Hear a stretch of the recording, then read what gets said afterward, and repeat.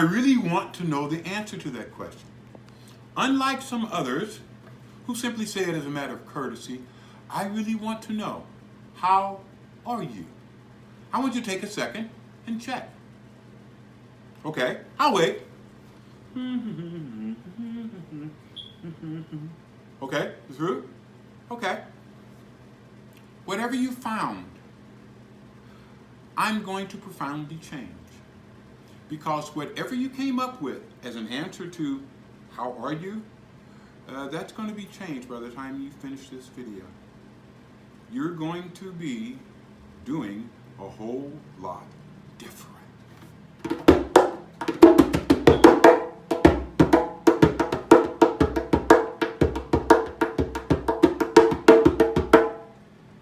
How am I going to do that? Well, I'm going to give you some whole new paradigms about you.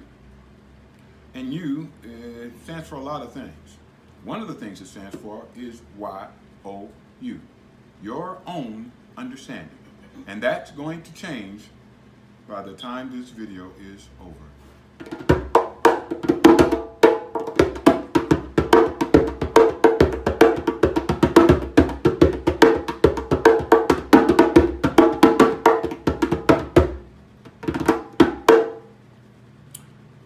We're going to start off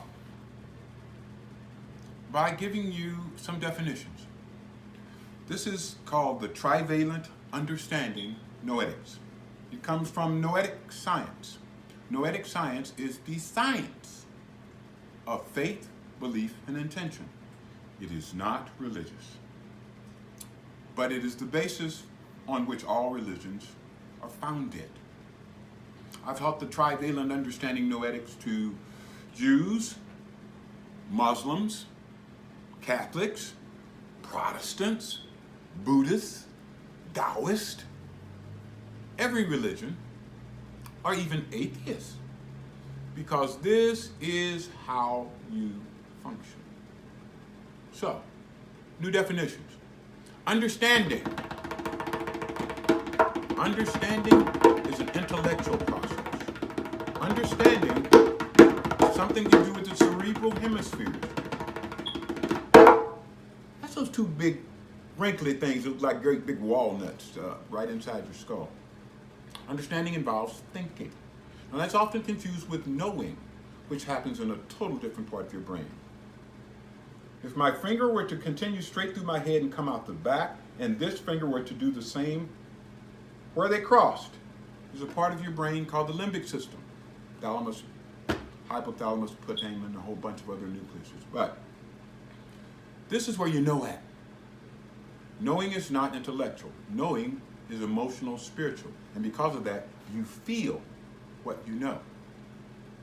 Now, two different really specific changes and, let's say, contradictions between understanding and knowing. Believe it or not, most human beings are not going to do what they understand. They're going to do what they know. And you can tell. You can ask them. They will tell you. Well, why'd you do such and so forth? Well, I had a feeling, or I felt a certain way. Feeling is knowing. And again, it's emotional, spiritual. You feel what you know. We've often had people say things like, well, why did I do such and such? I knew better than that. No, they didn't. Unfortunately, they understood better than that. They did what they knew. Last definition, learning. Learning is understanding that you practice until it becomes part of you. Once it becomes part of you, you have learned what you understood. You first understand something, you're able to think about it. And that means, believe it or not, that you're able to make pictures of it, but we'll get into that later. But you practice that understanding until it becomes part of you. That's how you learned your ABCs. You learned that these symbols stood for sounds. And then you practice those symbols and sounds until they became part of you. And when that happened, you went to your mom and said, listen to me, Mommy, I've learned my ABC. A, B, C, D, E, F, G, H-I-J-K, elemental P, or something like that. Those are definitions. I think that's all. Now, let's get on into some trivalent understanding noetics. But first, some introductions are in order. Right after birth, my name was Larry Carlisle Woods. In 1981, I had another name, L. Carlisle Woods. RN, I'm a registered nurse. MD, University of Kentucky School of Medicine, Howard University, family practice and residency in family practice. Met T.U.N. I'm also a metaphysician. I also hold degrees and certificates in spirituality and the T.U.N cosmology. I am initiated T.U.N, and as such, on a mountain in Ghana called Larte, one of the most spiritual places on this planet, I was installed in the T.U.N cosmology as Abrafo Kweku Amwa. I'm also known as Baba Amwa. Abrafo is my title. It means that I'm a master of life and death. Kweku is my spiritual name. It means that I'm a male child born on Wednesday, and it means I am the bringer of the sweet message that is good to hear. He who brings success to others. That's Kweku. Last name, Amwa. Amwa simply means the generous. I'm that. Hey. Okay. My grandmama told me, she said, boy, she called me boy, you see. I got 9 sisters, so whenever she said boy, everybody knew she was talking to me. She said, boy, before you listen to anybody tell you something you're going to use for your own betterment, you first need to ask yourself, who is that sucker? And why should they know something that'll benefit me? So, my first job is to tell you, who is that sucker? And why he should know something that'll benefit you. I'm strange.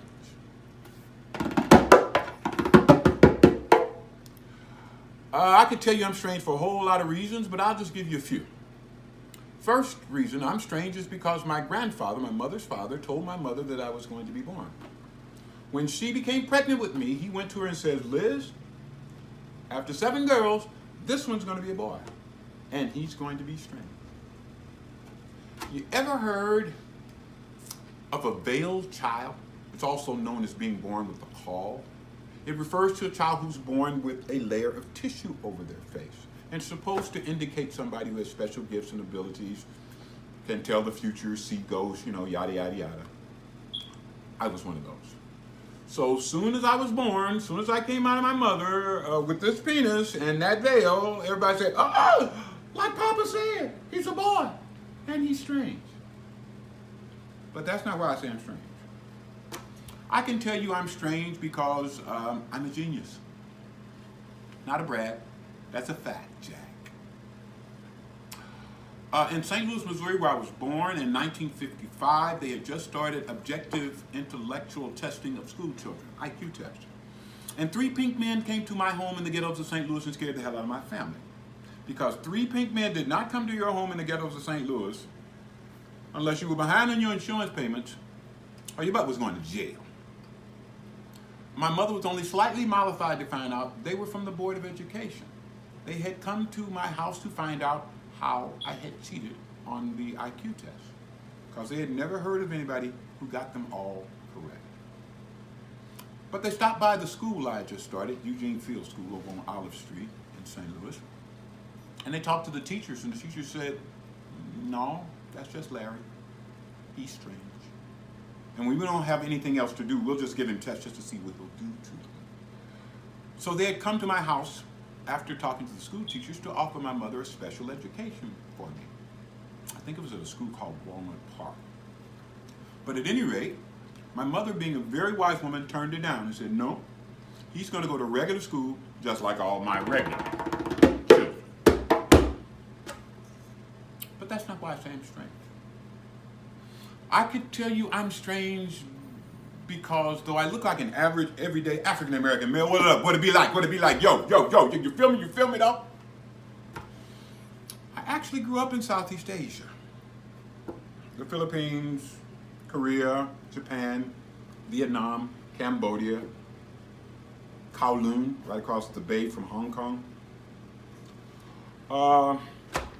Yeah, that's where I grew up. I left the United States as a teenager, came back at 22.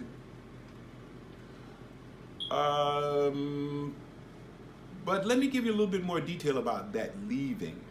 Because you see, though my mother said he's going to go to regular school, just like all her regular children, I didn't do that after I was maybe 15 or so.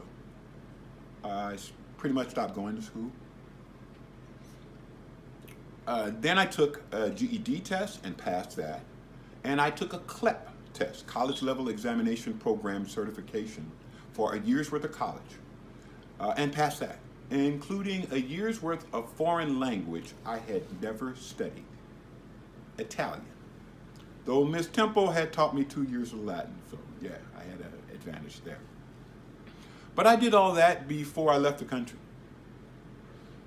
And when I came back, high school dropout, but with a year's worth of college, the Most High told me it was time to earn some degrees. So I earned degrees in biology, psychology, music, I'm trying to get them in order, nursing, medicine, healthcare administration, metaphysics, spirituality, and I'm working on my second master's in education here in Cleveland.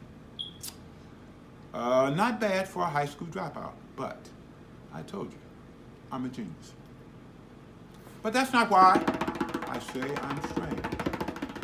I actually say I'm strange because I'm the first trivalent individual you have ever met. Trivalent means that I have learned, remember that definition, how to operate my spirit, my mind, and my body. But more importantly, how to coordinate all three on a single point of intention. When you do that, you can make space and time bend to your will. And I do that just about every day. Okay, what I gotta tell you now, I'm looking at my schedule here. Trained with drumming, definitions. Okay, we're now ready to get in some of the basis of the trivalent understanding noetics. And the first thing we're going to do is give you the pyramid paradigm. Now, in mathematics, more specifically in the part of mathematics called geometry, there is a figure called a pyramid. It has three very easily defined areas: the base or bottom, the sides that come up from the base, and the place where the sides meet, called the point or apex. My question to you is, how many different ways is it to go from the bottom of the pyramid to the top? That's my question. How many different ways is it to go from the base of the pyramid to an apex? I want you to consider that. Think about that and come up with an answer. How many different ways? 3. Okay, somebody said 3. We'll address that later in just a second. That's really my camera person, my daughter. But come up with an answer. You got an answer? I'm not BSing. I want you to come up with an answer. Give me a number. Hint. It is not infinite. It is very finite. Okay? You got an answer? Good. What is it? 3? Yeah. Told you not to listen to that. But there was one guy who argued me down. Doc, I don't care what you're talking about, boy. There's only one way. One way. You gotta go up, up. There's only one way, and it's up. And I told him, you're right. But if you'd said 9, that's also correct. Yeah, if you said 3, that's right too. Because the most correct answers of the pyramid paradigm, how many different ways is it to go from the bottom of the pyramid to the top, is as many as you can imagine. Now, notice, it is not infinite. The finite, the limit, is your imagination. 3 points to the pyramid paradigm. Number 1, your imagination is your only limit. Human beings have no limit but their imagination. If you can't imagine it, it doesn't exist. If you can only imagine one way to do anything, that's all there is. But if you can imagine 6,752 ways, that's how many exist. Second point, the more ways that you can imagine to do anything, the better chance you have of finding some way that is specific for you, particular for the situation and the circumstances that you find yourself in. More ways you got to do anything, the better it is. Last but not least, your imagination is not a property of your body, your mind. It is a property of your spirit. Your spirit imagines. But your spirit does three different types of things. It enables, it protects, and it visualizes or imagines. Now, under each one of those three separate things, there are lots and lots of different specific functions that your spirit has. You have never been taught what these specific functions are. And there's a reason for that that we're going to get into in great depth and detail later on. Enough for now. That the pyramid paradigm tells you about an aspect of your being you know little or nothing about, your spirit. Let's talk about another aspect that you've got some more understanding of. And that's you as an individual. An individual. I hope you consider yourself one. But I guarantee you, you do not understand what that means. Thanks to Miss Temple, I do. She taught me, as I said, lots of Latin. And she taught me how to break words down according to their Latin meaning. Individual. In. Prefix meaning not, as in invisible, means not visible. Divi, D-I-V-I. Another Latin root that means to separate. That's where we get the word division or divide. Last port, another Latin root, dual, means two. So an individual is a not divided duality. All human beings are that. All human beings are right, wrong, male, female, thought, emotions, spirit, mind. All individuals are any duality that you can conceptualize, that you can imagine contained in one being. That's what you are. Accepting this, understanding this, believing this, knowing this, and learning this allows you to utilize every aspect of those dualities, and therefore every aspect of your being. And now let's get to that.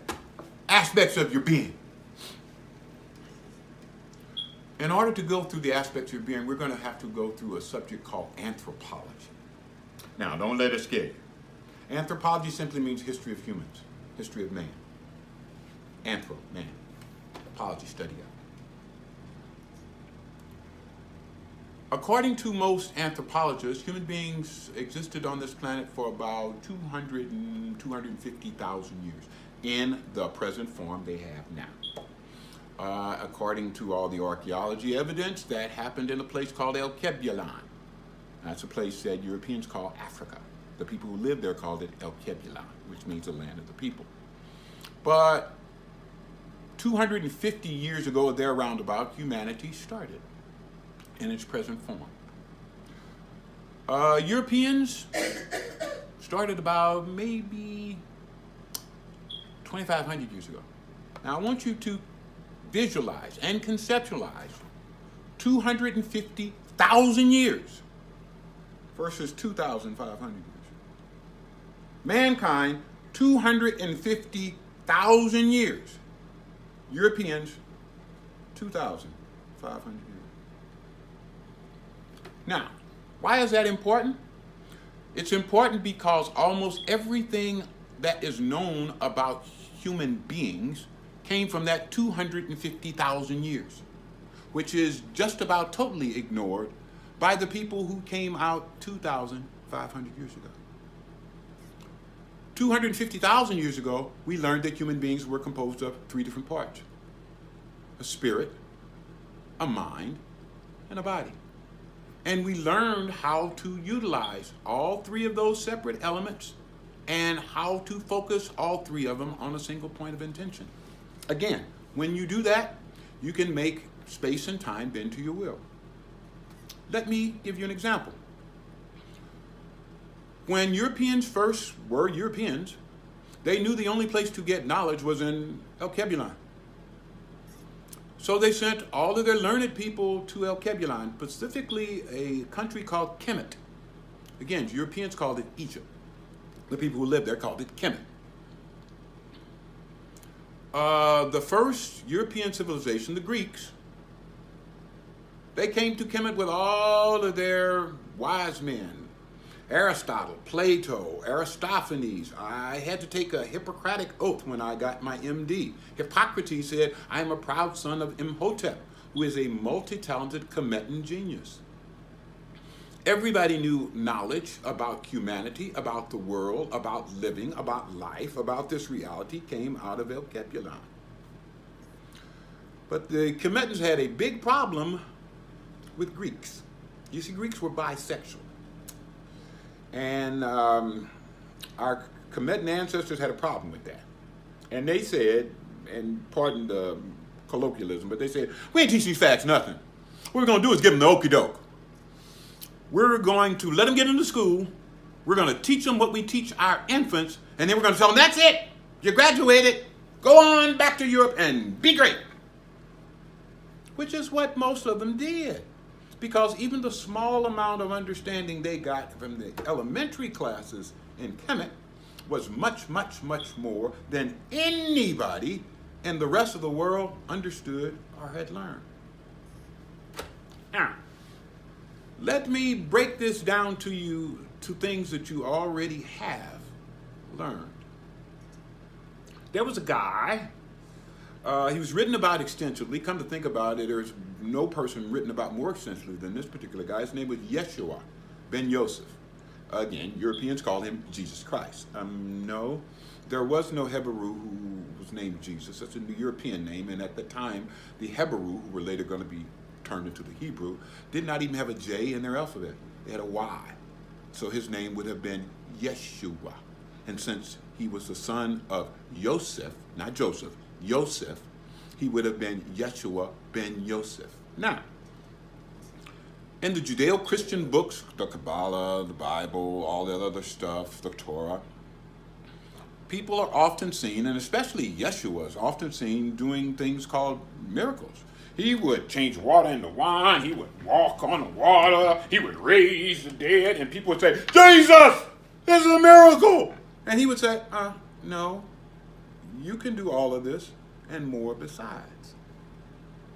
Now, the only way that someone can say that to another individual is that they understand ways and means by which ordinary individuals can make space and time bend to their will. Okay. My question to you. Where did Joshua grow up? Where did he grow up? No, not Bethlehem. That's where he was born. Where did he grow up? No, not Jerusalem. That's where he died. Where did he grow up? Okay, let me prick your memory a little bit.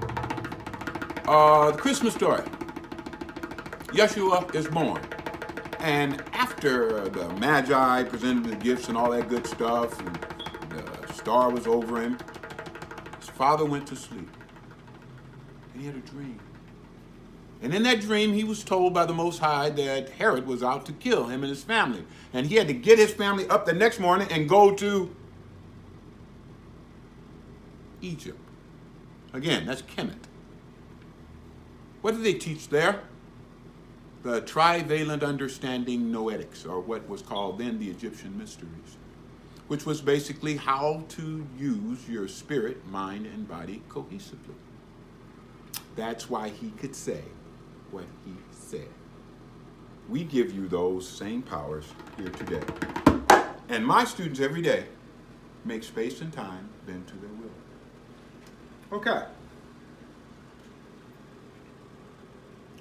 But most of you don't have that anthropology. Most of you don't have that history. Most of you have been given a history that totally and completely ignores all of that learning, all of that understanding, all of that wisdom, and all of that time. 250,000 years of learning that humankind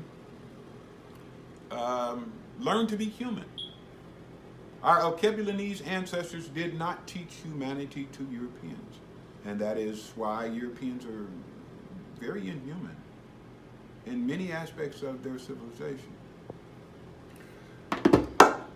They have a different history, starts and ends with them. They have a different reality, starts and ends with them. And that reality imprisons them. My job is to set them free. One of the altered realities they have is about this whole civilization that we're in now called America and the processes by which it was formed. Something called slavery built this country.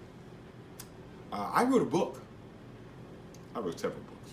But I wrote a edutainment novel called The Blessings of Slavery, which talks about the institution of slavery in a whole new way. It talks about all of the benefits, all of the increased abilities that our ancestors got through the process of slavery. So many different functional elevations, especially of their spirit. Our ancestors enslaved here in America were forever thinking about freedom, justice, righteousness, all of those, quote, God-honored principles. But we were also given a whole bunch of physical and emotional tools that nobody else has through the process of slavery.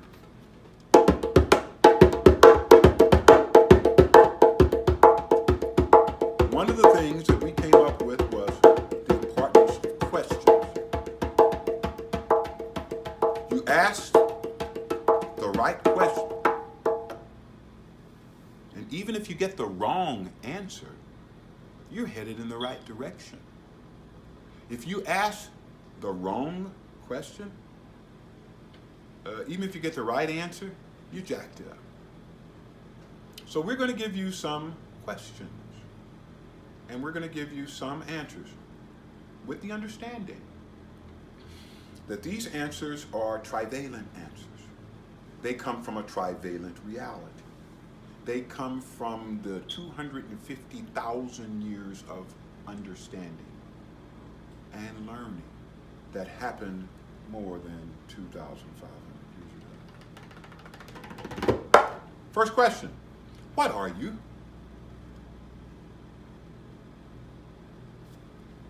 What are you?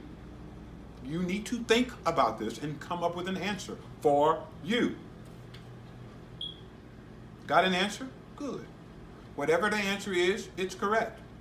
If it's your name, yeah, you could go by your name.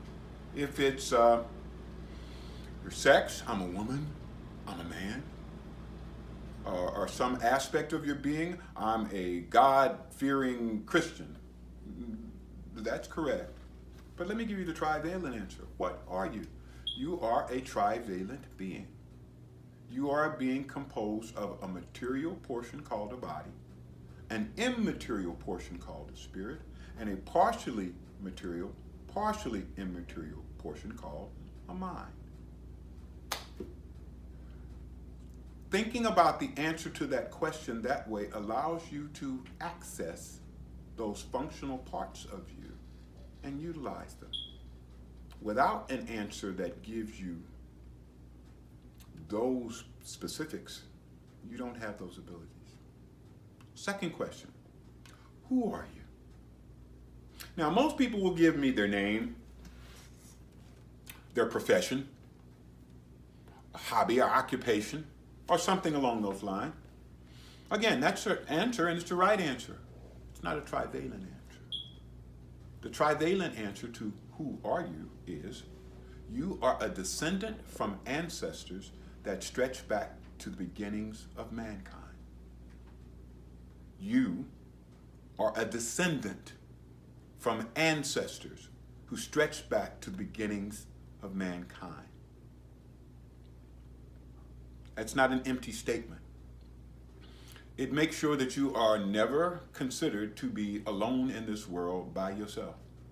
You come from a long line of humans, and you are part of a longer line. Now, one of the differences between using this answer is that it allows you to graph who you are and what you're doing. Take a graph, and at one point on the graph is you. But you come from earlier human beings. Draw a line, earlier human beings to you.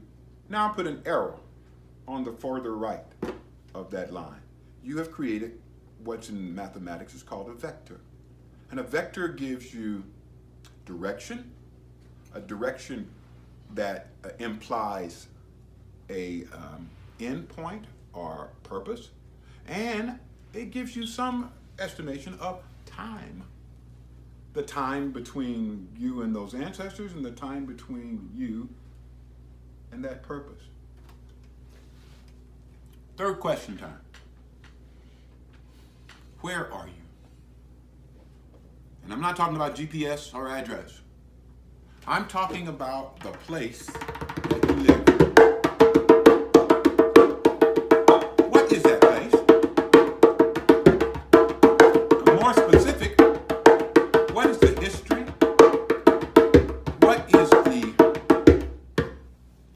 What is the place that you are noted for? What things happened there? What spirits lived there? What did they go through? Because all of those things are imprinted on the place that you are. And they affect you whether you realize it or not. Just the opposite. You not realizing it means that it's going to affect you more. And you will not understand what those effects are coming from.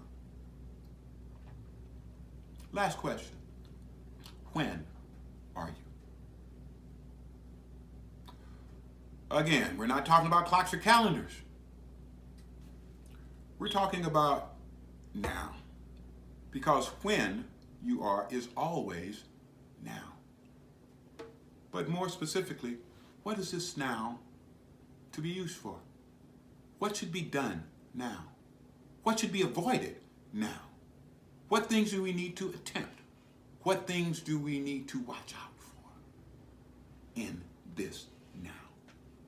Because once you understand and have learned what you are, who you are, where you are, and when you are, you now have the ability to discover why you are. That's between you and the Most High.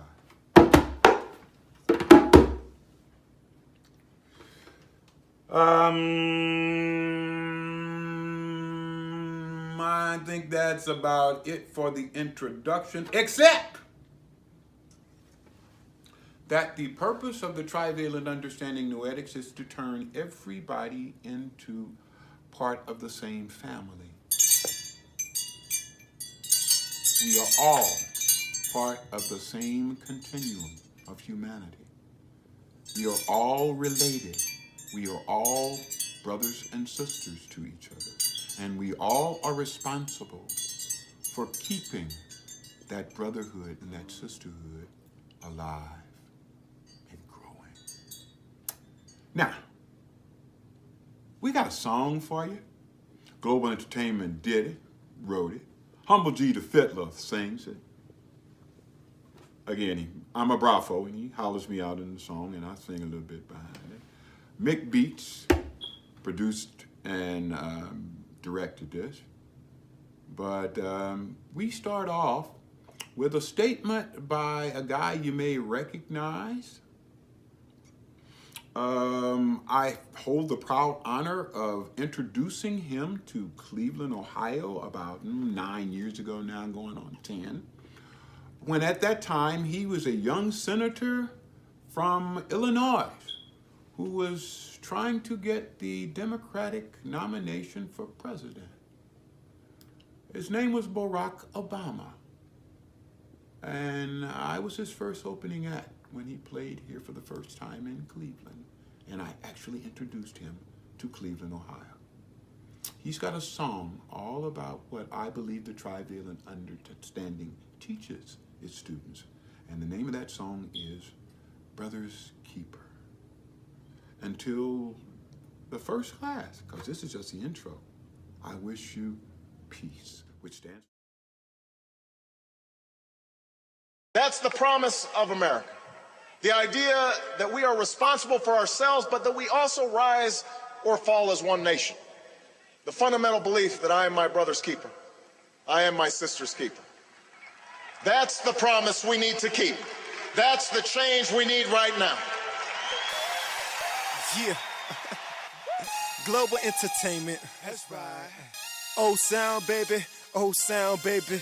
Yeah, we got Mick Beats on the 1-2s. What's up, Dougie? Hey. A brothel, I got you. Listen.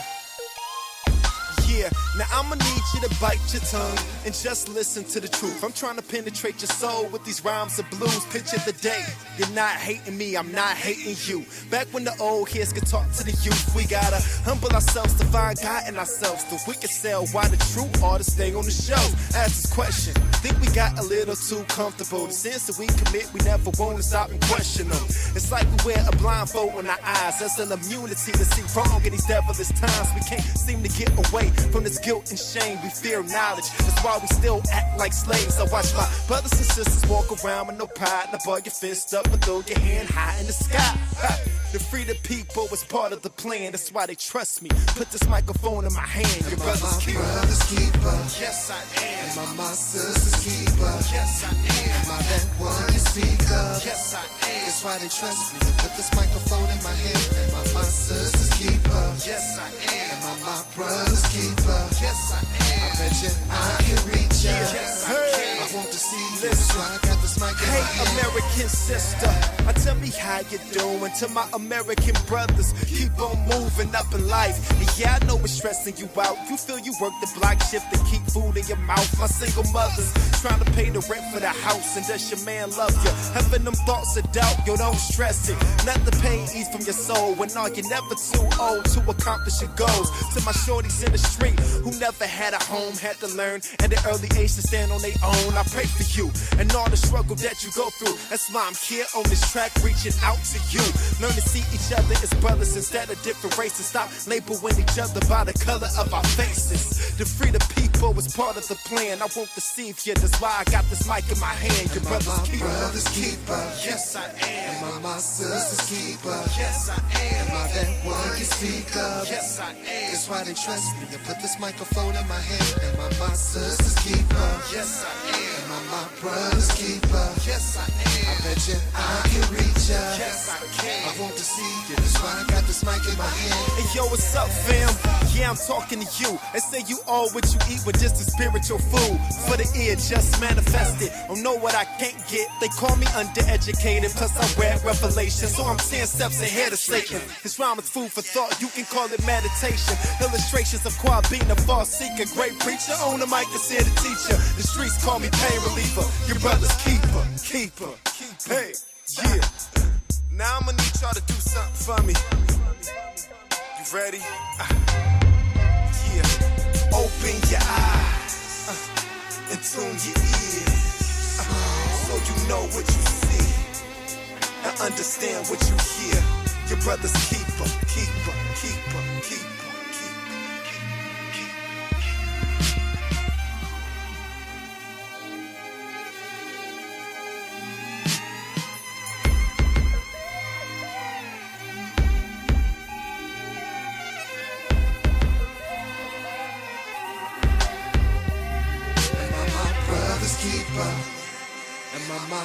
sister's keeper. Am I that one you speak of? That's why they trust me. Put this microphone in my hand. Am I my sister's keeper? Yes, I am. Am I my brother's keeper? Yes, I am. I bet you I can reach ya. Yes, I can. I want to see you. That's why I got this mic in my hand.